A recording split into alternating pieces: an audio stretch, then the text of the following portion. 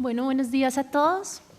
En el marco de la exposición liminal Clemencia Echeverry, pues esta es la charla que debería haber abierto esta exposición, pero hoy tenemos la oportunidad de hacerlo.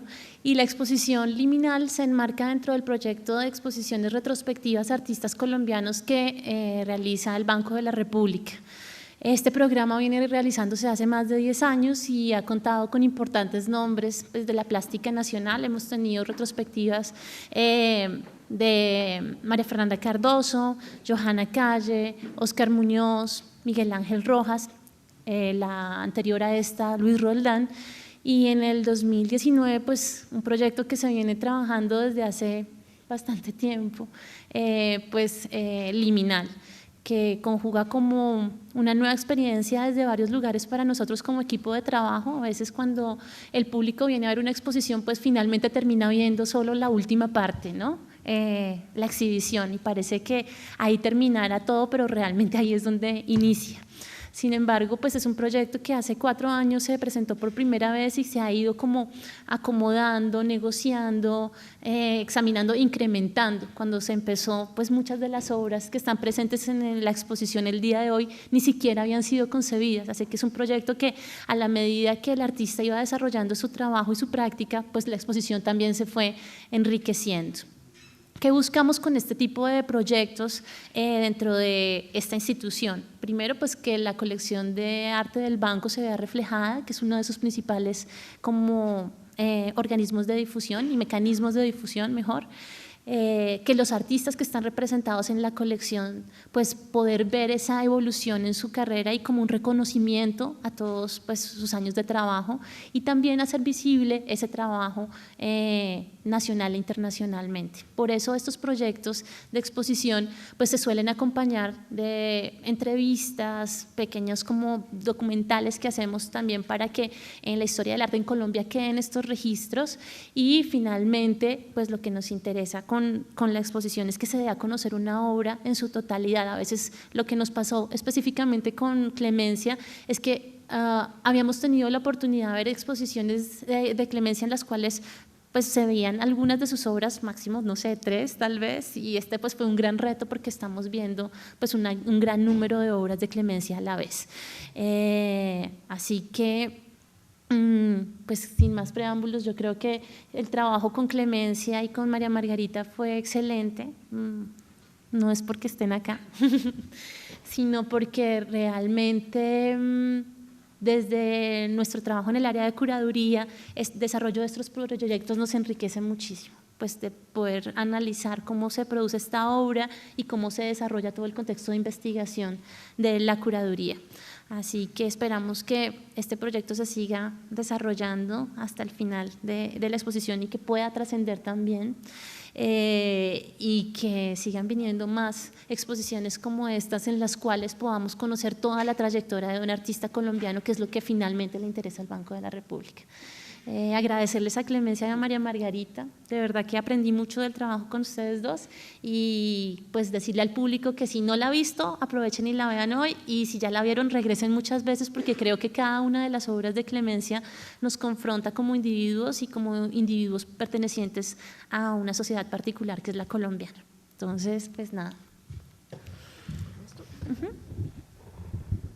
Bueno, muchas gracias, Sigrid, y quiero aprovechar para agradecer, pues primero que todo a Clemencia por todo el trabajo que hemos realizado durante 8 años, desde que empezamos con una reseña que escribí para Art Nexus, y aprovecho para agradecerle a Ivonne, que fue quien me pidió que escribiera la reseña. Entonces eso abrió para mí una experiencia realmente muy enriquecedora de trabajo directo con Clemencia, y ayer hablábamos de esta curaduría compartida totalmente, porque fue un diálogo permanente tanto desde el punto de vista del arte, de la historia del arte, de cómo íbamos a planear la exposición. Entonces ha sido un trabajo en conjunto, y en la última etapa con Sigrid obviamente muy rico y muy positivo. Pero quiero agradecerle al Banco de la República, obviamente, a Efraín, a Ángela, a Camila, a todos los miembros, a Laura, a todas las personas que han trabajado con nosotros, e incluir, porque eso uno no lo ve, lo vemos nosotros cuando estamos en el montaje, todos los contratistas, todas las personas que se involucraron en hacer posible esta exposición. O sea, hay contratistas desde el punto de vista de electricidad, de sonido, de proyectores, todo lo que ustedes se puedan imaginar, por lo menos yo contaría unas 40 personas. Entonces yo quiero agradecerles a ellos también, porque sin ellos pues hubiera sido simplemente imposible lo que tenemos hoy.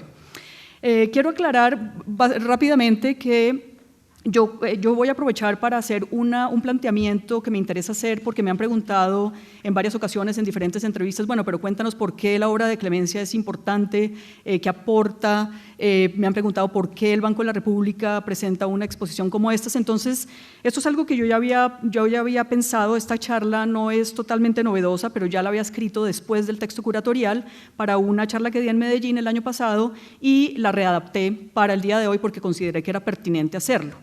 Entonces, después de la charla, vamos a sentarnos Sigrid, Clemencia y yo, que es el conversatorio que teníamos planeado. Entonces, pues sin más preámbulos, voy a empezar y voy a mostrar, obviamente, imágenes de la obra. Las imágenes nunca sustituyen, obviamente, la experiencia que pueden ustedes tener en el museo, y precisamente una de las razones por las cuales quisimos tener la charla a esta hora y el conversatorio a esta hora fue para que pudieran tener la ocasión, tanto antes como después de la reunión de hoy, de ir a la exposición y obviamente tener la experiencia directamente de lo que yo voy a hablar de una manera, pues usando imágenes, como les digo, pero pues que no sustituyen ni la experiencia. Y la otra cosa que no voy a presentar es sonido, que es esencial en la obra de Clemencia. Entonces, por favor, ustedes complementan esa parte cuando estén en la exposición. Entonces, quiero profundizar en este concepto de lo liminal, y quiero también agradecerle a la psicóloga Brenda Elliott, porque fue quien me iluminó acerca de este concepto que para mí y ha sido para ambas claves en la organización de esta exposición. Yo pienso que es muy, muy interesante lo que ella plantea, porque ella hace una serie en su tesis doctoral, hizo toda una serie de entrevistas con diferentes artistas, y ella llega a la conclusión, lo que vemos aquí en el epígrafe, que ustedes pueden ver por su cuenta. Entonces, lo que quiero plantear es lo siguiente: obras recientes de artistas colombianos como Clemencia Echeverry, y podríamos agregar las de Beatriz González, Óscar Muñoz, Juan Fernando Herrán, Doris Salcedo, entre muchos otros artistas, interesados en abordar asuntos sociales y políticos, han sido analizados prioritariamente en relación con el contexto histórico colombiano, y me incluyo, pues obviamente en ese análisis. También en numerosos estudios se ha puesto de manifiesto su contribución plástica al arte nacional e internacional. En esta ocasión, quisiera indagar de una manera más específica sobre aquello que hace que sus trabajos, y en este caso Clemencia, sean considerados como arte. Una investigación en torno a esta pregunta abre un campo de discusión pertinente en un contexto cultural como el actual, en el que la diversidad de la producción artista ha hecho borrosos los límites que permitan definir criterios, si no esencialistas, sí al menos operativos, al momento de hacer distinciones entre lo que puede reconocerse como arte y lo que no. Adicionalmente, y es en lo que me propongo profundizar hoy, y pienso que es lo más importante, permite considerar críticamente la hipótesis de que los aportes específicos de este tipo de obras radica precisamente en su ser arte. En el presente texto discuto videoinstalaciones seleccionadas de Clemencia Echeverry a modo de estudios de caso de un tipo particular de experiencia ofrecida por estas. El análisis de esta experiencia está sustentado teóricamente en tres concepciones iluminadoras y complementarias entre sí: la de los filósofos Otto Bollnow y Martha Nussbaum, y la de la psicóloga Brenda Elliott. De acuerdo con el filósofo alemán Otto Bollnow, en términos generales, y abro comillas, la experiencia nace de una meditación que procura esclarecer lo que al principio parecía incomprensible. Nace de la elaboración y apropiación de aquello que nos sale al encuentro de una manera indeseada y no prevista. No es sino por su elaboración y apropiación posteriores, por su aplicación práctica en el obrar futuro y en general por su introducción en la propia vida, como el acontecimiento se convierte en experiencia. Cierro comillas. El acontecimiento al que Bollnow se refiere puede ser asociado también hipotéticamente en nuestro caso a las obras de Echeverry. Acontecimiento al que se enfrentan los espectadores una vez entran en relación con sus videoinstalaciones. Las obras en cuanto a acontecimientos, sin embargo, no son equivalentes a la experiencia. Sin duda, implican, como se discutirá, la experiencia del artista antes y durante la elaboración de estas, pero cada espectador puede o no vivir la obra como experiencia. Las obras posibilitan o no las experiencias de los espectadores con base en sus aspectos formales, la temática trabajada y la apertura, osadía en términos de Volnov, de los espectadores frente a ellas. Continuando con Volnov, el proceso de elaboración y apropiación del acontecimiento, es decir, de la obra, por parte de quien lo vive, amplía su horizonte de comprensión. En consecuencia, supone una transformación del espectador, que es la que hace posible la experiencia. Los dos estadios que ésta implica, el de un primer momento de incomprensión y el de una introducción en la propia vida posterior, son también analizados por la psicóloga Brenda Elliott. Ella caracteriza este tipo de experiencia como liminal. Voy a citarla, aunque ustedes posiblemente ya conocen esta cita porque está en el catálogo y en la exposición. El término liminal encuentra su origen en el latín limen, que se refiere a un límite o umbral. Puede relacionarse con el umbral de una entrada, un lugar de transición de un estado al otro, un estado intermedio que lleva al cambio o algo nuevo. Los cambios pueden haberse escogido conscientemente o pueden haber sido impuestos involuntaria y a veces de una manera un tanto atemorizante sobre individuos, comunidades o naciones. Un nuevo conjunto de circunstancias puede conllevar a la disolución de una identidad previa y la creación de una nueva. Entre estos dos estados, la condición de liminalidad deja en suspenso a una persona o a un sistema en lo que parecería ser un estado amorfo e impreciso. Cierro comillas. Como lo manifiesta el epígrafe de este escrito, comillas, el arte es, entre una variedad infinita de otras definiciones, la expresión humana y el registro de la experiencia y el movimiento a través de lo liminal, cierro comillas. Elliott en su análisis se refiere específicamente al tipo de experiencia que viven tanto los creadores como los espectadores de la obra de arte. Un tercer elemento, y ya con esto termino mis bases, digamos, teóricas, un tercer elemento de esta experiencia lo constituye el espacio estético, conceptualizado por Martha Nussbaum. Este espacio que ella considera como potencial se distingue del espacio real de nuestras vivencias cotidianas en la medida en que es construido y es por lo tanto ficticio. Es decir, cuando entramos en el museo, pues entramos en este espacio estético ficticio. Sin embargo, se trata de un tipo de ficción que en la medida en que cumple con una serie de características formales, hace posible una experiencia sustituta, cognitiva, emocional, en la que confrontamos, comillas, la vida tal y como podría ser. La cito a ella. He dicho que el espacio potencial de la actividad estética es un espacio por medio del cual investigamos y probamos algunas de las posibilidades vitales. El lector o espectador de una obra literaria está leyendo o contemplando la obra, pero al mismo tiempo está leyendo el mundo y leyendo su propio ser. La obra en este sentido, como lo expresa Proust, es un instrumento óptico a través del cual el lector puede enfocarse en ciertas realidades personales. La comprensión cognitiva, y esto yo pienso que es muy importante para lo que vamos a hablar acerca de la importancia de las emociones en la obra de Clemenza Echeverry, la comprensión cognitiva no es producida por la emoción, sino que le es inherente a esta. La comprensión cognitiva es inherente a la emoción. Y las cogniciones, aunque en cierta forma separables de la obra, tratan sobre la obra y son respuestas frente a esta. Aun cuando pertenecen a la propia vida, ellas suponen la aprehensión de las estructuras literarias de la obra, podríamos decir aquí artísticas, esas estructuras artísticas.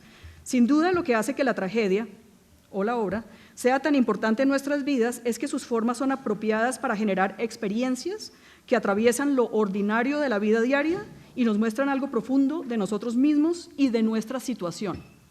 Las obras literarias artísticas nos muestran posibles patrones de acción, las cosas tal y como podrían ocurrir en la vida humana. Cierro comillas. De tal manera que para Nussbaum el espacio estético es un espacio relativamente seguro en cuanto que no enfrentamos una amenaza real, pero que resulta posibilitante en cuanto que confrontamos no solamente a la obra, sino también al mundo al que ésta alude y a nosotros mismos. La experiencia de tipo liminal que puede darse en ese espacio potencial se estudia aquí tanto en relación con los procesos transformativos que Echeverry realiza en torno a situaciones socioculturales y medioambientales, así como con los procesos interpretativos que las obras terminadas pueden sugerir y estimular a los espectadores. Se asume que en la medida en que se analiza lo que caracteriza ambos procesos, es posible no solo identificar en qué consiste lo artístico de las obras, sino también determinar de una manera más precisa y fundamentada cuáles son sus aportes específicos.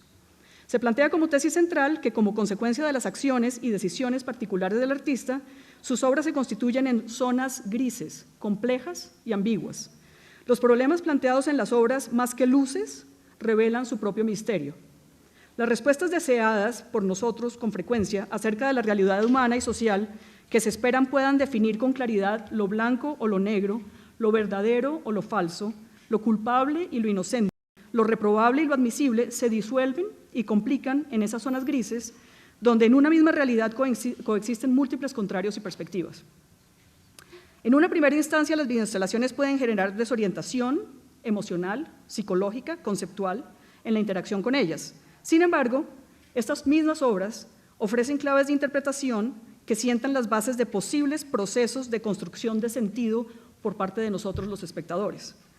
La interacción con las obras supone así la posibilidad de vivir una experiencia transformativa, que por su carácter de transición en un estado de desubicación a uno de reorientación en torno a un nuevo tipo de sensibilidad y comprensión está estrechamente vinculada a lo liminal.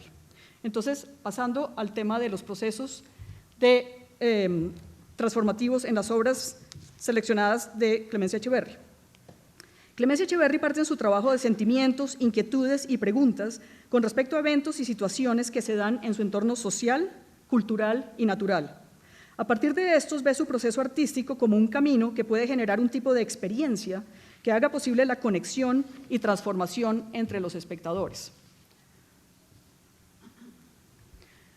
Ante la pregunta del entrevistador de la revista Rata en el 2015, la pregunta es ¿dónde inicia el recorrido de su trabajo investigativo y creativo que la conduce a trabajar en contextos de violencia? Echeverry afirma: cuando estamos frente a un evento concreto, se produce un espacio de interlocución, de cuestionamiento y de tensión, especialmente cuando de violencia se trata. Inicia respuestas a múltiples estados que no permiten la calma, la desatención y la indiferencia. Trabajar contextos de violencia para mí ha sido trabajar un tiempo propio, una vida sin respiro que siempre ha estado atravesada por la frustración, el desencanto, el reclamo y una espera. Estar sensible a los hechos difíciles y violentos posiblemente coincide con sensaciones que resuenan una en otra, que ya habían penetrado un pasado que se hereda. Es la imagen que ya había asomado en la infancia. Es el sonido familiar que vuelve a replicar. La tarea exige hacer detonar lo vivido y traspasar límites mediante recursos simbólicos para hacer contacto con los otros. Es decir, dar fuerza a los estados incoherentes, los invisibles, los actos reveladores, los gestos colectivos mediante procedimientos que se encuentran entre la forma, entre los ritmos de los eventos, entre la sintaxis de los materiales propios que van definiendo un estado del arte. Cierro comillas. Así, antes de empezar su quehacer plástico, Echeverry se sitúa en una dimensión liminal en la que reconoce ya sea su propio desconcierto, indignación y perturbación ante lo que ocurre o el de las personas afectadas por ello directamente. El proceso de selección y toma de decisiones que realiza a continuación implica a la vez una búsqueda y un descubrimiento de lo que los medios, las imágenes, los sonidos y los espacios que utiliza le permite expresar. Ninguna de las dos instancias, la de la búsqueda y la del descubrimiento, tienen respuestas predeterminadas. Este es quizás un aspecto clave dentro de su trabajo, su honestidad y su apertura hacia lo que su confrontación con los medios y con la realidad descubierta le permite percibir y descubrir. La transición vivida por los espectadores en su interacción con las obras no difiere mucho, por lo tanto, de los que la artista misma experimenta en su quehacer. Los medios con los que Clemencia Echeverry desarrolla su quehacer están constituidos predominantemente, como todos sabemos, por filmaciones y sonidos digitales. En las salas de exposición, los espectadores interactúan con sonidos con frecuencia provenientes de al menos 5 parlantes y múltiples proyecciones. Ello hace que se encuentren en un entorno visual y auditivo en el que constantemente tienen que cambiar de posición o deambular por el espacio, lo que hace que éste se convierta en un elemento constitutivo de la obra. En la mayoría de los casos, las imágenes y los sonidos son tomados en lugares particulares de ciudades como Bogotá y Medellín o zonas rurales de Colombia, razón por la cual su obra tiene en su base un carácter documental. Sin embargo, Echeverry descompone las filmaciones y las grabaciones con que trabaja para luego recomponerlos en procesos de edición que lleva a cabo en su estudio. Las imágenes de personas, animales, objetos puntuales como machetes, pasamontañas, piezas de ropa, badeas y fuerzas naturales como el fuego y torrentes de agua, y torrentes de agua permiten a los espectadores establecer conexiones y asociaciones psicológicas. Sin embargo, estas asociaciones se ven cuestionadas y puestas en suspensos por las manipulaciones que realiza el artista, de tal manera que las expectativas y los hábitos de los espectadores son con frecuencia negados o frustrados. Ejemplos de lo hasta ahora mencionado se pueden encontrar en obras como Versión Libre, Treno y Sin Cielo. En Versión Libre, imágenes de hombres encapuchados son proyectados sobre telas que el artista ubica de techo a piso en medio de la galería. En consecuencia, los espectadores interactúan en un espacio oscuro con seres de dimensiones superiores al promedio humano, que se acercan y se alejan mientras escuchan voces casi ininteligibles que pretenden relatar historias personales relacionadas con su involucramiento en el conflicto armado colombiano. Estas voces provienen de personas con pasamontañas, personas desmovilizadas provenientes de diversos grupos armados que fueron entrevistados por el artista. Sus caras semidescubiertas y los gestos de sus manos son proyectados en pantalla sobre la pared de manera superpuesta y en ocasiones repetitiva, de tal manera que, al igual que ocurre con sus voces, no es posible construir una narrativa lineal y coherente. No obstante, las pocas palabras inteligibles, la confrontación cara a cara y cuerpo a cuerpo con las expresiones faciales y corporales de los personajes permite desarrollar un tipo de interacción en la que surgen emociones variadas y reacciones contradictorias por parte de los espectadores. Emociones y reacciones de empatía, rechazo, miedo e intriga, no siempre coincidentes con lo que podrían esperar de un encuentro con presuntos criminales. También en Treno, los espectadores se encuentran con proyecciones de piso a techo, pero en este caso estas están situadas en paredes opuestas en la sala de exposición, tal y como las tenemos en el museo. Aquí no se alcanza a ver porque en el Museo de la Universidad Nacional estaban totalmente al otro lado, entonces la proyección no permite ver eso. Pero en todo caso están opuestas. El artista proyecta escenas de un río turbulento, el Cauca en Colombia, durante diferentes momentos del día y la noche. Por momentos las escenas aparecen solo en las partes inferiores de las pantallas para luego cubrirlas totalmente. De manera complementaria, varios parlantes emiten el sonido del río, el de la fauna circundante y ocasionalmente, pero de manera muy profunda, las voces de personas que llaman a otras sin obtener respuesta. También en algunas escenas aparecen piezas de ropa bajando por el río que personajes desde la orilla tratan de recoger. En esta videoinstalación, los espectadores se ven en la necesidad de estar rotando su cuerpo de tal manera de poder ver las imágenes proyectadas en ambos lados de la sala y decidir qué hacer con el flujo de información recibida, la cual, al igual que Versión Libre, carece de una narrativa explícita y de una resolución. La angustia del llamado sin respuesta, unida a la presencia de las piezas de ropa, sugieren la ocurrencia de eventos traumáticos, Simultáneamente, el torrente y los sonidos que los acompañan generan una gran fascinación por el tipo de fuerza y vida que transmiten. De tal manera que, al igual que en la obra anterior, los espectadores pueden experimentar diversas emociones, no siempre compatibles unas con otras. Situación equivalente a lo que sucede en Sin Cielo, obra que también incluye escenas de agua en movimiento, en ocasiones de colores atractivos, pero con claros indicios de elementos tóxicos. Esta mezcla de lo estético y lo siniestro me parece que es un elemento también fundamental en el que podemos profundizar después. La presencia de personas manipulando badeas y vertiendo residuos sobre una quebrada permite relacionar las imágenes con la extracción de minerales como el oro y sus repercusiones negativas sobre el medio ambiente. No solo el color del agua, cuya evidencia de contaminación se hace manifiesta al desembocar sobre un río de mayor caudal, sino también la erosión y la deforestación de las montañas permiten reconocer los daños ocasionados. Las circunstancias riesgosas en que las personas trabajan, el deterioro de su medio y la apariencia de abandono del pueblo en la cima donde posiblemente habitan o habitaron, deja entrever que su rol, al igual que los encapuchados de Versión Libre, puede ser tanto el de victimario como el de víctima en situaciones sociales y políticas por desentrañar. La obra se ubica, y tenemos una mejor presentación aquí en nuestro museo, la obra se ubica sobre una pared y esta está dividida en 9 monitores que forman una cuadrícula en la que aparecen escenas fragmentarias y con frecuencia inconexas.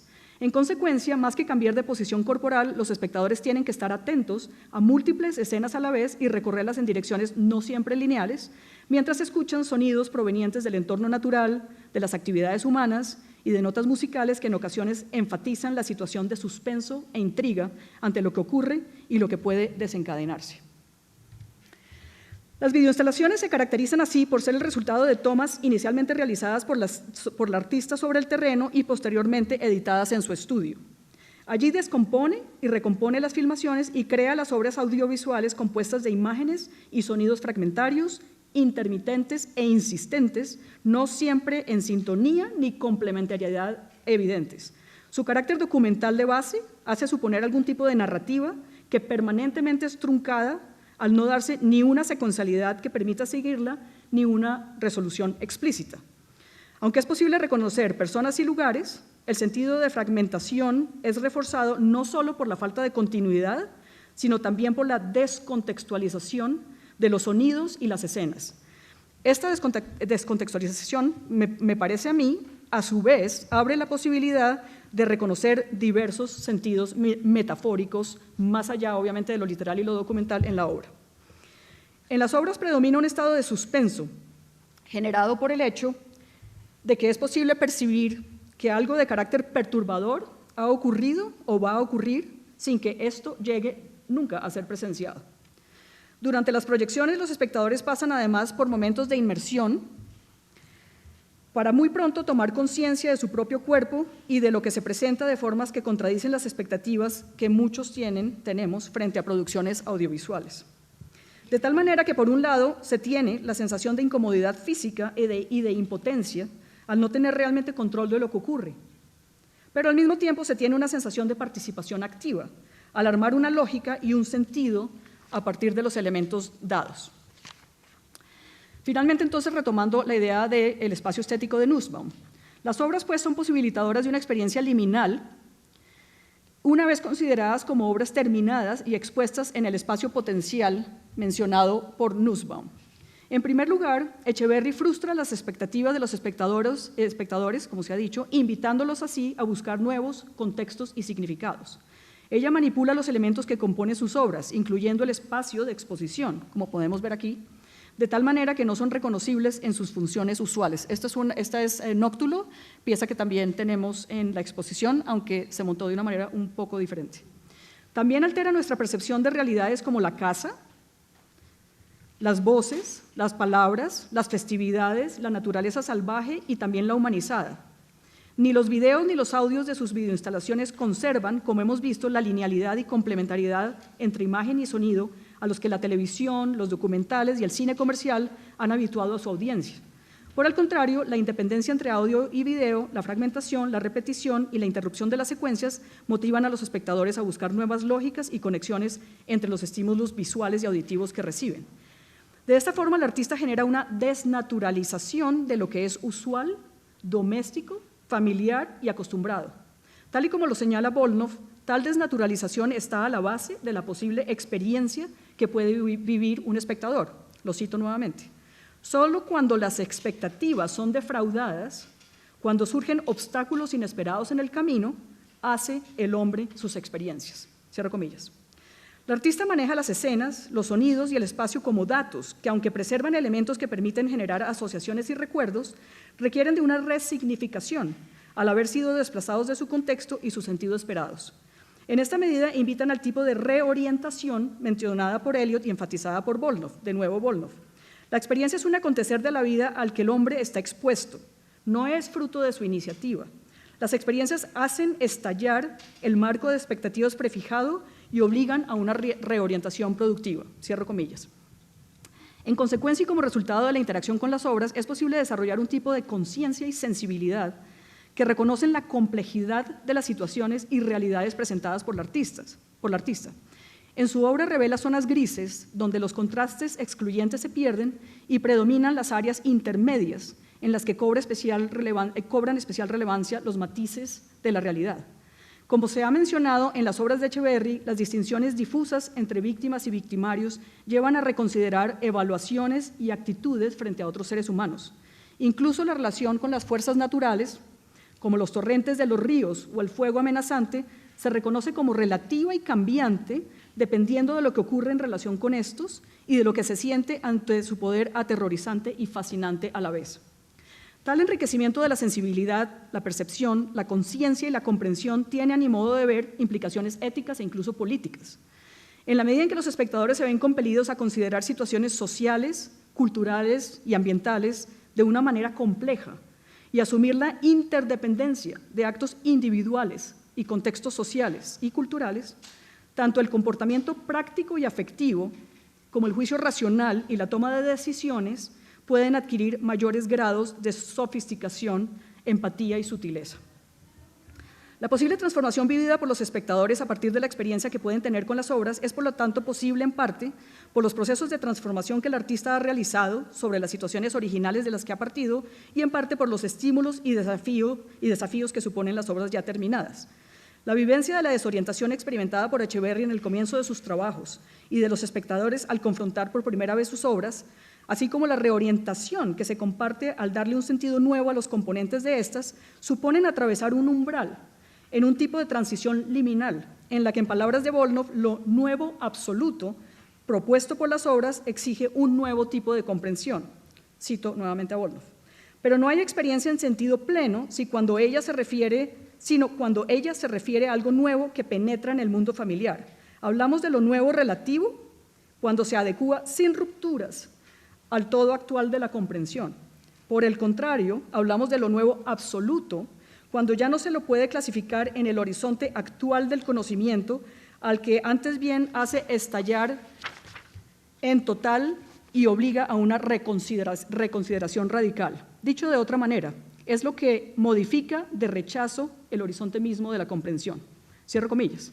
En conclusión, es entonces en tales procesos de confrontación, cuestionamiento y transformación, a la vez plásticos y psicológicos, posibilitados por las obras, donde radica, a mi modo de ver, tanto su ser arte como su aporte humano. En efecto, tales procesos implican por parte del artista y de los espectadores un incremento de la tolerancia afectiva e intelectual frente a las zonas grises y a la complejidad matizada de cualquier realidad. Esto puede a su vez conducir a un tipo de comprensión y sensibilidad más ricas y profundas que, como lo afirma Brenda Elliott, permiten el desarrollo de una nueva identidad. Identidad que idealmente conllevaría un tratamiento más respetuoso, empático, crítico e incluyente de los seres y el entorno que nos rodean. Gracias.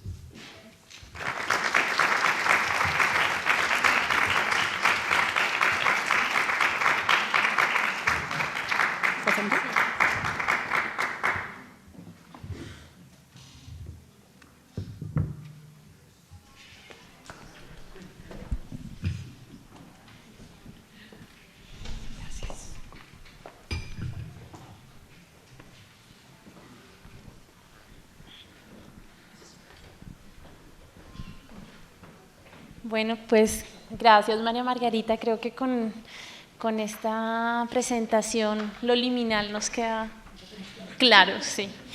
Sin embargo, la exposición es una exposición retrospectiva, muchos de los asistentes que están acá conocen la obra de Clemencia y yo quisiera empezar este conversatorio justamente poniéndonos en el mismo nivel a todos, a los que la conocemos como a los que no la conocemos y por eso pues la primera pregunta para Clemencia, que me gustaría que nos contaras un poco cómo ha sido esa transformación. La exposición nos muestra una transformación de los últimos 20 años, ¿no? en tu carrera, pero tú empiezas en la pintura.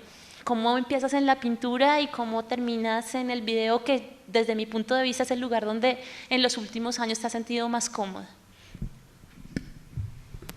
Buenos días, muchas gracias por estar aquí, muchas gracias al banco, a ti,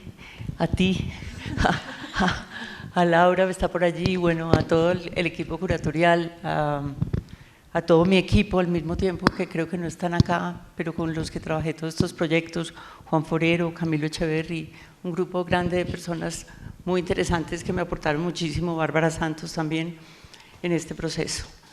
Pues mira, cuando tú dices procesos de transformación, yo no sé, no soy capaz de saber qué tanto ha habido una transformación, qué tanto me transformo yo, qué tanto los procesos técnicos al mismo tiempo actúan en eso que llamas tu transformación, porque pienso que hay momentos de mayor conciencia frente a ciertos eventos que te circundan, que te rodean, que te afectan y que quizá ahí tomamos de la mano ciertas tecnologías o ciertos lenguajes o recursos técnicos que nos permiten hacer una mejor, nos permiten un acercamiento mayor y un acomodo más preciso a esos propósitos. Esos cambios entre la pintura, la escultura, son yo creo que los cambios naturales que los artistas vamos teniendo a lo largo de los años, precisamente por esos encuentros constantes de la vida, de lo que nos circunda, de lo que se nos propone. Y no, yo siempre me resistí a ser una pintora o a ser una escultora, sino a estar más permeada por las circunstancias y tratar de tomar de la mano los recursos técnicos apropiados para poder hacer una transmisión más, digamos, más apropiada para lo que me proponía, ¿no? ¿Y cómo llegas al video? Porque empiezas con la pintura muchos años, pasas un breve tiempo a la escultura, pero ¿cómo llegas a sentirte más cómoda con esa nueva, pues con esa otra técnica? Sí, casi siempre hay situaciones particulares que hacen modificar esas transformaciones, esos cambios de recursos. Pero no vale la pena tampoco mencionarlos en particular, solamente pienso en general que son accidentes temporales y espaciales que requieren o que me requirieron en su momento llevármelos para mí, para el estudio, recogerlos con unos recursos técnicos apropiados que pudiera yo tener la imagen en movimiento, la situación específica, cómo sucedió. Entonces, digamos, ese tipo de apoyos fueron fundamentales para hacer un giro. Yo venía de alguna manera trabajando algo de la escultura, problemas del espacio, la escala, también tenía una formación en la pintura y siempre ese tipo de formación previa permite estar uno mucho más seguro de dar unos pasos hacia otras técnicas sin pensar que me estoy volviendo videoartista, para nada, era simplemente hacer justa con el momento que quería trabajar y encontrar el recurso y el lenguaje apropiado. Ok, de hecho la exposición se publicita un poco así como pionera del videoarte en Colombia. No sé si videoarte, pero videoinstalación, sí.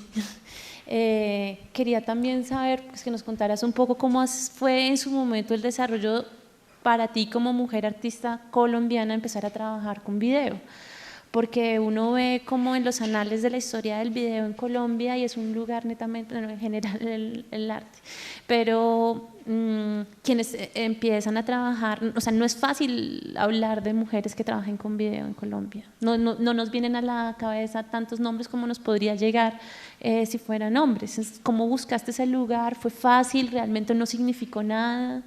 ¿Cómo fue?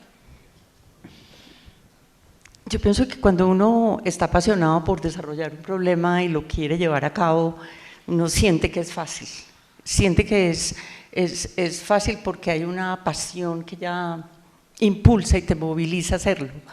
Pero al mismo tiempo sí, digamos, los encuentros con las instituciones, los equipos mismos, en este momento los computadores, el ingreso a lo digital fue un poco tardío.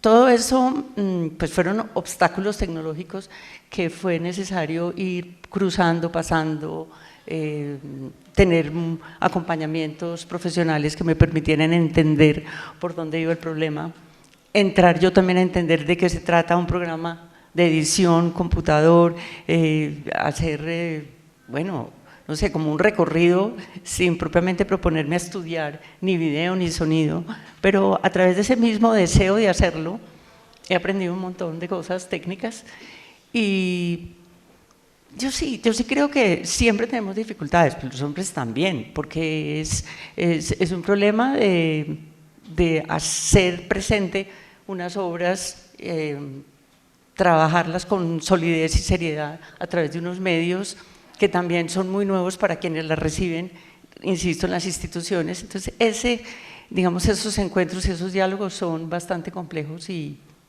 pero hay que ir rompiendo barreras como todo, ¿no? Siempre es así. Ok, pues para las dos un poco, en la introducción yo dije 4 años desde que el proyecto llega a nuestra institución. Esto no lo sabe el público, pero desde que llega una propuesta, pues es mucho el trabajo que hay por delante para finalmente inaugurar. Pero hablaban de 8 años. ¿Cómo se ha dado este trabajo curatorial para las dos, desde el lugar de curadora y desde el lugar de artista seleccionada para una retrospectiva? Bueno, esto lo estábamos comentando ayer en otra entrevista, pero me parece que es muy importante mencionarlo y lo mencioné al comienzo. Ha sido un trabajo cooperativo permanente. Yo le agradezco a Clemencia que ha sido increíblemente generosa con su espacio, con su tiempo, con lo que ella tiene en su estudio, porque me ha permitido investigar allá directamente con ella, llegar a hablar con ella, discutir mis propias percepciones de lo que yo voy encontrando, y creo que ha sido un diálogo que nos ha aportado mutuamente. Y es algo que quiero resaltar porque ya lo hablábamos ayer también. Lo que nosotros vemos finalmente en la exposición para mí es como la punta de un iceberg, de un trabajo muy juicioso, muy serio que Clemencia, y no es porque ella esté aquí, pero porque lo he evidenciado en mi investigación en su estudio, de unas lecturas muy profundas, de análisis muy profundos de filósofos que están hablando sobre el arte, obviamente sobre las situaciones sociales, no solo en Colombia, sino en el mundo, de artistas contemporáneos, tanto colombianos como internacionales, de confrontarse ella misma con sus propias preguntas, con sus propias dudas, con su propia rabia frente a las situaciones. O sea, todo este trabajo parte, por lo menos así lo he visto yo, de algo terriblemente, y esto no sé si responde también en parte a tu pregunta, una de tus preguntas, hay una dimensión afectiva y emocional muy fuerte en la base del trabajo de ella, porque ella misma está afrontando sus propias emociones, y eso fue lo que me conectó a mí a la obra de ella, que me permitió también conectar con mis propias emociones en relación con, por ejemplo, con el contexto nuestro, o sea, una sensación de frustración frente a muchas situaciones que nosotros vivimos, y yo empecé a ver la obra de ella y yo dije, pues aquí hay alguien que está conectándose conmigo a nivel de mis miedos, de mi sensación de que yo no entiendo, de por qué pasa esto, bueno, miles de cosas. Pero luego entonces al ver que ese proceso personal lo trabaja, y es un poco a lo que me refería yo, en todo ese proceso que ella realiza de ir a los lugares, de volver, de repensar las imágenes, los sonidos y crear estas obras que son una realidad completamente distinta de la cual partió, entonces trasciende eso personal y hace posible que se vuelva más colectivo, que pienso que es muy importante. Pero entonces todo esto, volviendo a la curaduría, pues ha sido todo ese proceso de relación con el archivo, de preguntarle a ella, y la sensación, ¿por qué llegué yo a Lo Liminal? Es porque al analizar las obras y al ver su propio proceso, me di cuenta que ellas siempre, o las obras siempre, nos ponen, si ustedes se dan cuenta, en un límite. O sea, si ustedes con detenimiento ven las obras, llega un momento en que uno dice, bueno, pero ¿qué pasó? ¿Al fin sí pasó? ¿No pasó? ¿Qué fue lo que ocurrió? Y ese límite fue lo que me hizo a mí pensar, es que ahí está la clave, porque no hay una resolución, sino que nos bota a nosotros, digamos, por decirlo coloquialmente, la responsabilidad como espectadores de tomar una decisión. ¿Y qué quiere decir eso? Pues que nos está haciendo partícipes no solamente de una obra de arte, nos está haciendo partícipes de nuestro propio contexto y de nuestro propio futuro y de nuestra propia responsabilidad frente a ese contexto. Claro, dándonos una serie de indicios, unas claves muy importantes, unos contextos dentro de la obra misma, no es que sean infinitas las interpretaciones. Pero entonces eso hizo que paulatinamente yo llegara también al concepto de lo liminal, pero es producto de toda esta interacción. Pues no, yo tendría que decir lo mismo. Tendría que decir lo mismo y agradecerle a María Margarita como la paciencia, el interés, la visita constante a mi estudio, la conversación que para mí es muy ilustradora, porque cuando se hacen preguntas, se está descubriendo de qué se trata un proyecto, qué sigue qué pasa, por qué estás trabajando de esta manera, por dónde vas. Esto para mí también resulta muy esclarecedor. Entonces no es solamente dar cuenta de lo que yo estoy haciendo, sino también descubrir en esa conversación lo que me propongo y lo que espero realizar. Entonces han sido unos años muy interesantes realmente. Muchas gracias. Ok, lo preguntaba porque es que 8 años es un largo tiempo de modificación de un proyecto. Claro y de una curaduría que se plantea como con unos preceptos que en el mismo campo de tiempo se van modificando. Lo que decía al principio con la creación de las obras, es decir, hace 4 años había una producción tuya, había un planteamiento de eje curatorial, pero ¿cómo seguirla construyendo cuando tú sigues produciendo? ¿Cuándo parar? ¿No? Me parece interesante ver eso. Sí, bueno, cuando yo hablo de 8 años, pues no me refiero a que desde hace 8 años empezamos a planear la exposición, porque de hecho yo no tenía planeado, yo no tenía en mi mente una exposición como tal, sino que me interesó mucho la obra y empezamos a hablar. Lo que sí hice primero fue hacer una propuesta para el Ministerio de Cultura para estas becas de trabajos monográficos sobre artistas colombianos. No la gané, pero eso me dio ya las bases para una investigación que tuve de base, y a partir de esa investigación ya ahí empezó a generarse la idea. Yo dije, pero bueno, realmente este tipo de obras, particularmente, o sea, cualquier obra de arte, pero este tipo que implica el tipo de espacio, de experiencia de la que estamos hablando, pues realmente requiere mostrarla, más que escribir sobre ella. Entonces ahí fue donde empezamos a pensar, ahí sí, hace 5 años, en la posibilidad de una exposición. Y lo que tú dices, claro que es una exposición que es como orgánica, porque pues se fue cambiando las obras algunas de las obras que inicialmente pensamos, primero por espacio no las podíamos incluir, como por ejemplo Voz, Resonancias de la Presión o Exhausto aún puede pelear, que son fundamentales también para entender muchas de las conexiones estas, pero por otro lado, pues Clemencia entre Nóctulo, Río por Asalto, Sin Cielo, son obras que también hacen parte de todo ese conjunto que ella ha venido trabajando, pero que también muestran, por ejemplo, estas últimas, Río por Asalto, Sin Cielo, Subterra.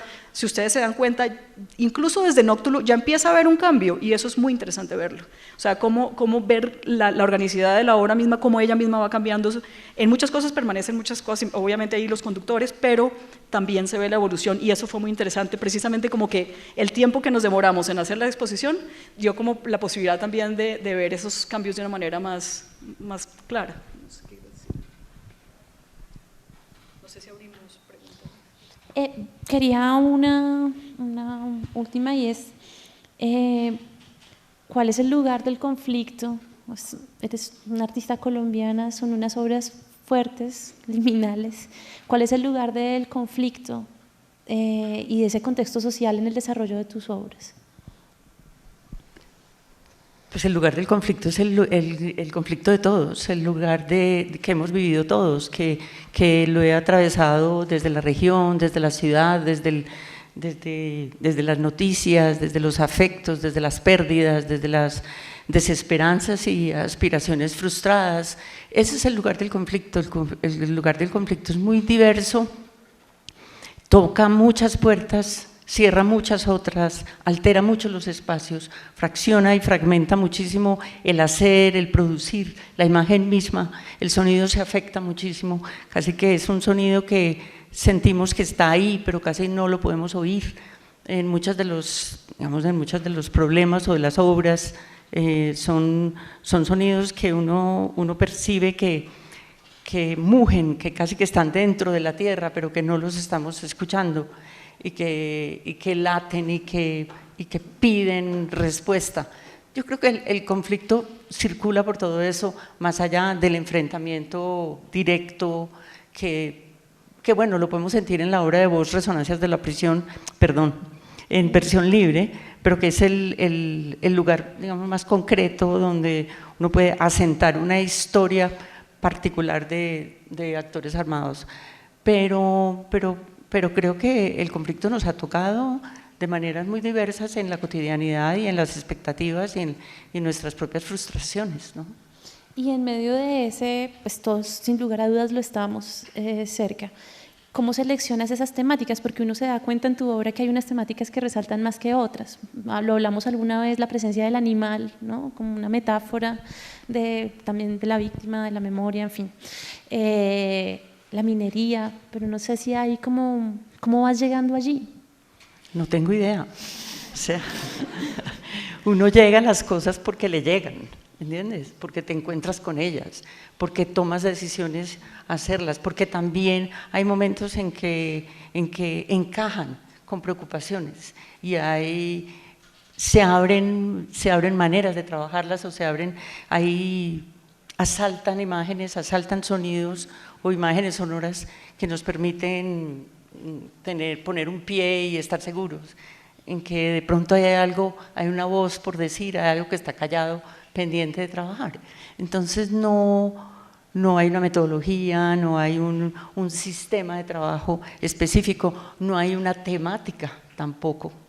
Yo creo que uno es el que está imbuido en un acontecer y en un ir y venir y en un vivir, que si uno está afectado por lo que vive, quizá ese sea el punto de partida de todas las obras, ¿no? Y en relación con eso, ¿cuál es el lugar del público? Porque veíamos pues que justamente el concepto de curatorial surge de esa perturbación creada en María Margarita que luego pues analizan los espectadores, pero me preguntaba si a priori lo concibes, lo limitas, no sé. Mucho lo concibo, mucho lo invito, mucho lo considero, porque si no fuera así, todo este trabajo envolvente, sonoro, de circulación de imagen, no tendría mucho sentido si no estamos esperando una presencia en ella, ¿no? Entonces el espectador son todas esas experiencias que tengo yo, que he querido transmitirle a ese otro que va a llegar. La obra hay que entregarla, la obra la hacemos para ponerla ahí, para ponerla a circular y generar un diálogo silencioso, un diálogo afectivo, un diálogo conmovido, o conmocionado, pero hay unas herramientas y unos lenguajes que utilizo precisamente para invitar al espectador a ingresar. Sí, es una invitación. Y en lo que decíamos al principio, un poco tus obras habían sido concebidas individualmente, cada uno es un proyecto que se había mostrado individualmente. ¿Cómo sientes la reacción del público al ver, no sé, estamos viendo 10 obras, 11 obras acá? ¿Cómo sientes eso? Porque es que ver una obra sola y ver la reacción del espectador frente a una obra es como que tiene más espacio. Ver 11 como… Sí, eso es rarísimo. Juntas, muy interesante. ¿no? También porque se desarrollan en un tiempo largo, 20 años, pero acá están juntas. Es muy interesante porque de alguna manera la forma como la curaduría decidió ubicarlas, también todo el montaje museográfico de ustedes, todo eso hizo que casi que entramos en un laberinto de conexiones entre las obras y vamos armando un continuo interesante para mí, porque realmente se tocan, se conectan y yo creo que vuelven a hablar de lo mismo que estoy diciendo, que es una producción que surge de la vida misma, del paso del tiempo, del ir y venir, del estar en contacto con una realidad. Y entonces al ponerlas todas unidas, pues unen esos tiempos e incluso da más sentido para mí, ¿no? Bueno, no sé si haya preguntas del público. Primero allá. Ah, eres muy bueno.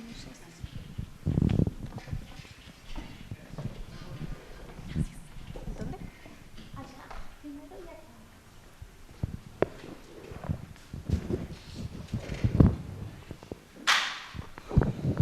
Permíteme, ya te lo paso. Bueno, buenas tardes. También soy artista, no manejo mucho el tema del video, soy más dibujante y pintor y bueno, y conceptual, pero me encanta mucho el manejo que Clemencia le ha dado al tema del video desde que se inició en él, y me gusta mucho que es de las pioneras, las mujeres pioneras en el videoarte, de un mundo que era muy dominado por lo que yo llamaría la hegemonía masculina heteropatriarcal, de la que habla mi amiga la feminista Florence Thomas. Entonces resulta que yo admiro mucho el trabajo que hacen las tres mejores artistas de Colombia, pues Doris Salcedo, Clemencia Echeverry y también Beatriz González, cada una muy diferente. Y me gusta mucho que Clemencia ha incursionado en el mundo del video y ha guerreado y ha trabajado un tema de la violencia y de los duelos de una manera que no es nada obvia. hay mucha magia, nos dice algo, sabemos qué es, pero tenemos que seguir indagando. Y me parece en uno de los registros que mostraron de imágenes de un pueblo, algo que se ve a punto de deslavarse, de caerse. No sé si la maestra ha trabajado mucho el tema o se ha indagado en Marmato Caldas, ¿sería eso? Sí, Sin Cielo es una pieza que se desarrolla en la montaña de Marmato por una convocatoria que me hace, una invitación que me hace el banco para desarrollar un proyecto alrededor del problema del paisaje cultural, y escogí visitar esta situación de Marmato. Yo soy caldense también, pero eso me pareció muy interesante ver el daño, la afección humana sobre toda una montaña, de una invisibilidad e imbecilidad también, invisibilidad tremenda. Y bueno, esa es la pieza, sí, alrededor de todo el daño por la extracción del oro, ¿no? Hola, muchas gracias. Pues nosotros vimos la exposición hace un par de días, y una cosa que nos llamó la atención, tanto hacia la curaduría de por qué lo habían incluido y hacia la manera en la que están construidos por parte del artista.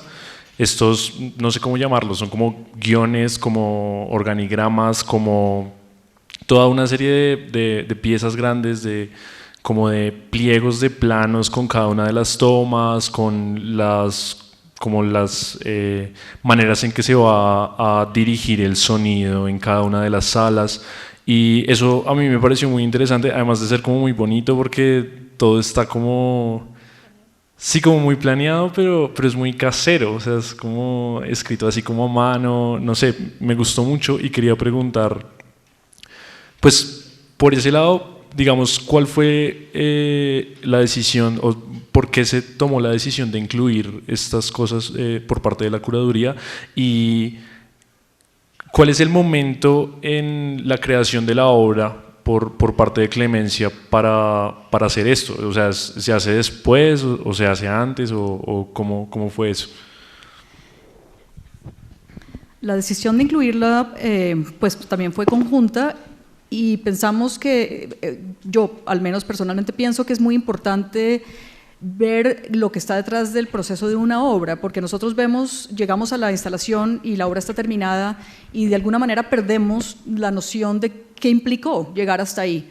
Entonces a mí me parece que esos gráficos, además de que son muy bellos, como tú dices, nos dan una idea de cómo está pensando el artista, cómo está relacionando las imágenes con los sonidos, cómo le sugiere, además, algunas de ellas se convierten en nuevas obras en sí mismas. Entonces, cómo surgen otras, como que la obra se abre en múltiples perspectivas. Entonces, básicamente tenía que ver de compartir todo ese proceso, que nos permite Clemencia compartir parte de ese proceso de elaboración de la obra misma y de pensamiento plástico.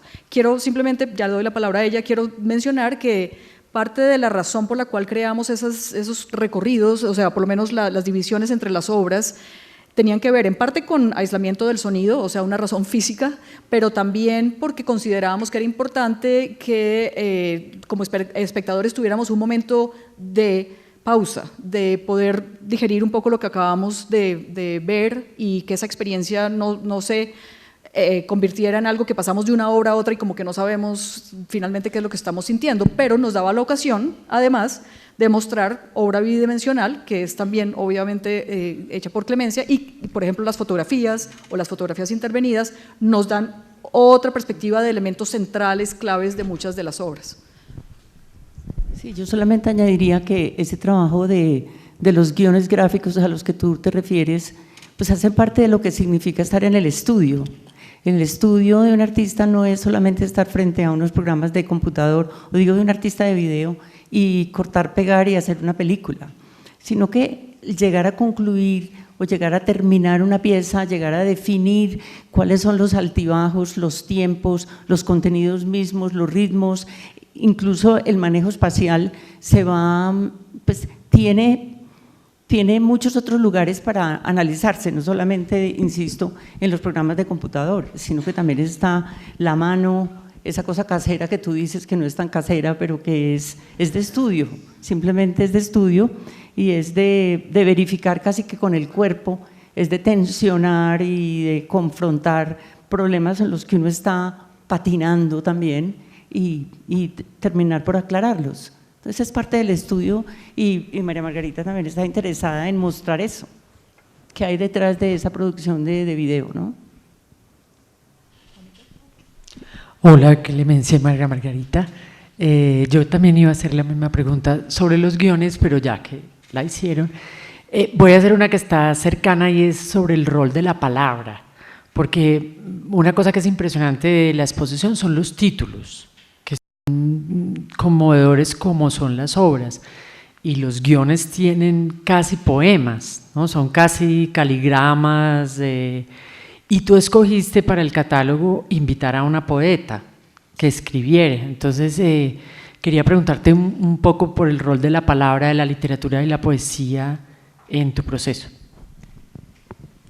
Sí, eso es una pregunta un poco corchadora, pero muy interesante porque sí me ha acompañado en ese proceso creativo, por ejemplo, la preocupación por nombrar lo que estoy haciendo, que termina siendo un título, pero tratar también de poner en palabras eso que estoy produciendo, que está en imágenes y que lo traemos al lenguaje cotidiano del habla y del pensamiento. Entonces, ese ha sido un trabajo que me acompaña todo el tiempo y que realmente ha reforzado mucho la producción. Y no solamente en esto que tú hablas de lo poético que está, por ejemplo, en este momento en el catálogo de Hermanas de Piedad Bonet, que me interesa mucho la palabra poética y lo poético en general, pero una construcción de la obra como poética.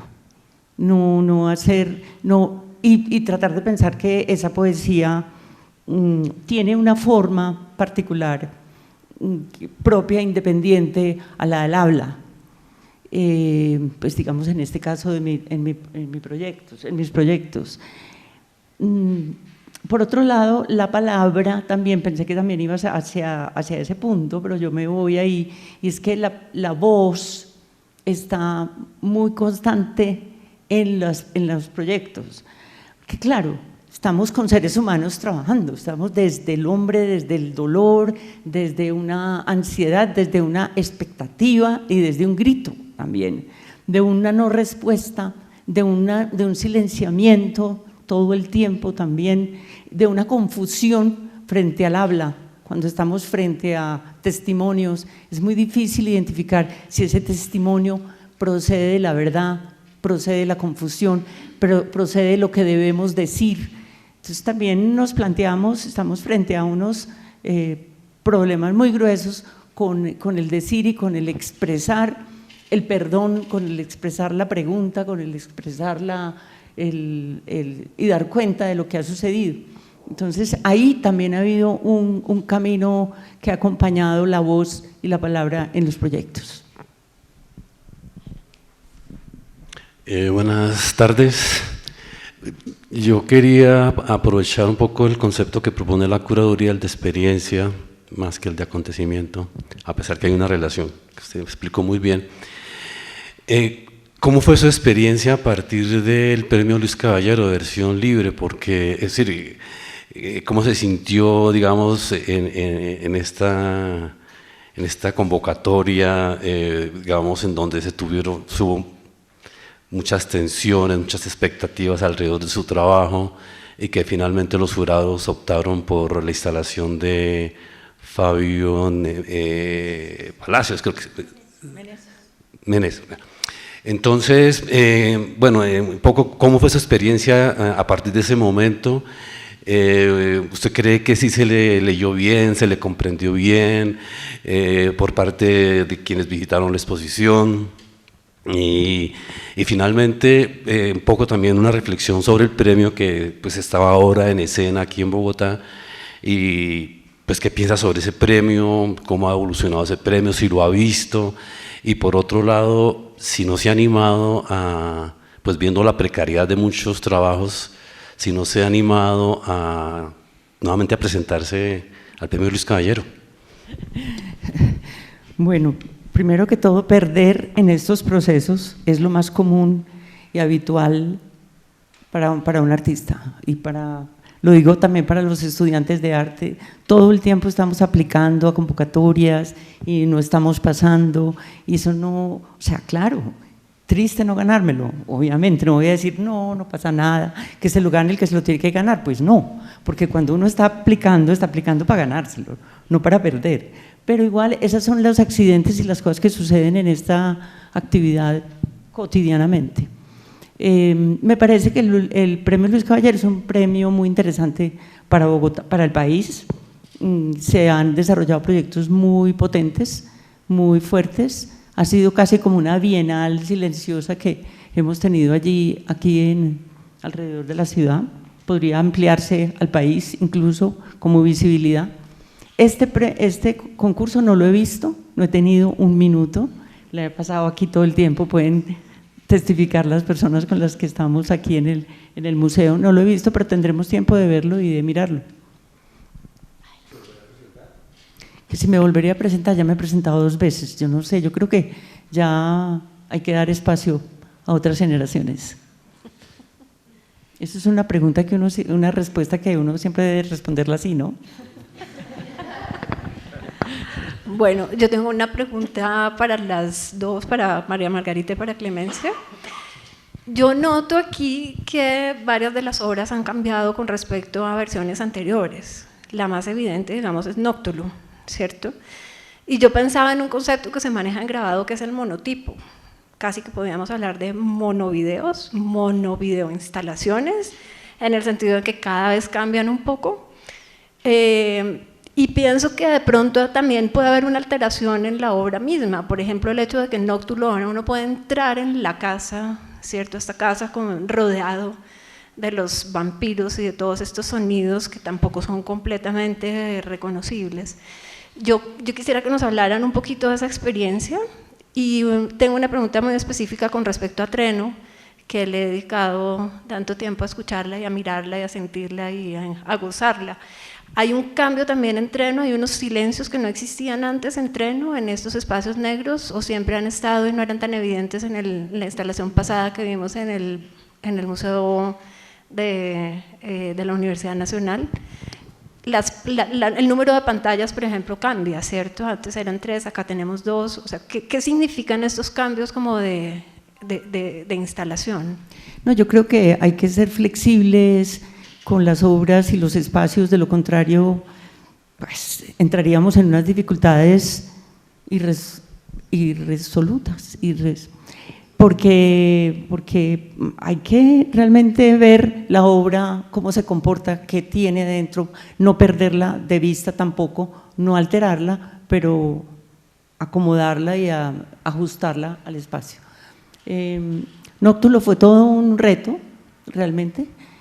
Permitir abrirla también fue una gran dificultad, pero también abrió otra obra y otra experiencia interesante, que quizá la obra la tiene dentro y uno no se la permite, porque también hay momentos muy duros de uno mismo en ver las obras desde cierto lugar y no querer y no dejar ver otros asuntos que contiene la pieza misma.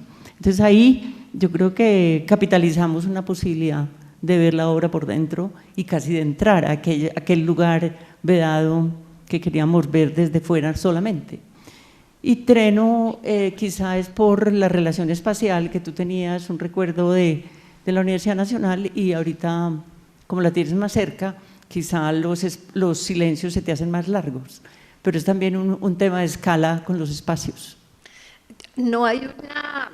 Digamos, yo siempre he tenido la sensación de que tú quieres que el espectador efectivamente esté sumergido en ese evento, en esa videoinstalación, ¿cierto? No hubo una sorpresa en Nóctulo en ese sentido, porque creo que ahí está uno absolutamente rodeado por el video. Siempre está el video allá, y uno efectivamente, como donde me ubico, me va a sumergir acá, el río me está tapando, no quiero crear una sombra, está entrando la sombra de la puerta. En este caso, en Nóctulo, me parece que hubo una ganancia impresionante en ese espacio que efectivamente te abarca y te rodea completamente. igual como la viste en NC, es una pieza para rodear por fuera, tampoco puedes estar dentro. Aquí si hay una inmersión es más clara acá, pero por fuera de eso la dificultad de la pieza estriba en el contenido mismo, no en el problema de la visualidad, es en esa memoria que va y viene, ¿sí? que vuelve a pasar por la casa, que circulan los sonidos, las voces, que aparece el animal como un testigo de ese eco. Entonces, aprender esa situación de la temporalidad de la memoria está en esa pieza, y acepto que no es tan fácil de recoger tampoco, pero no creo que esté en la visualidad. Bueno, acepto que realmente lo que hacemos es ver, caminar, y si no vamos conectando, la pieza se nos está yendo por entre los dedos, y puede ser que me equivoque y puede ser que la obra no sea tan buena.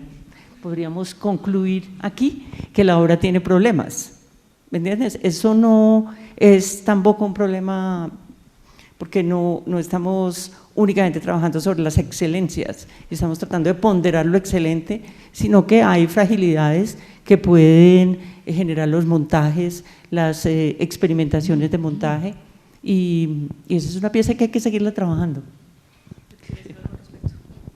Quisiera complementar eso porque yo vi lo que implicó para Clemencia tomar una decisión. La obra se iba a montar como se había montado en Nóctulo, y esa era la concepción de la obra, pero hubo muchas dificultades de diferente tipo, pero para mí lo más admirable fue la rapidez para aceptar un riesgo y tomarlo, y decir, pues la abrimos, y la obra va a ser completamente distinta, y ella no tenía ni idea cómo iba a quedar esa obra. O sea, es la primera vez que ella la confrontaba, que es lo que ocurre además en las videoinstalaciones, ¿no es cierto? Porque tú realmente en el estudio ella no tiene un espacio como para saber realmente cómo va a ser la obra. Entonces, muchos de los artistas que trabajan con videoinstalaciones, una de las cosas que tienen que confrontar es que solamente cuando ya están en el espacio sienten cómo es que quedó la obra. Pero aquí además era totalmente inesperado y estábamos a 2 días de abrir la exposición.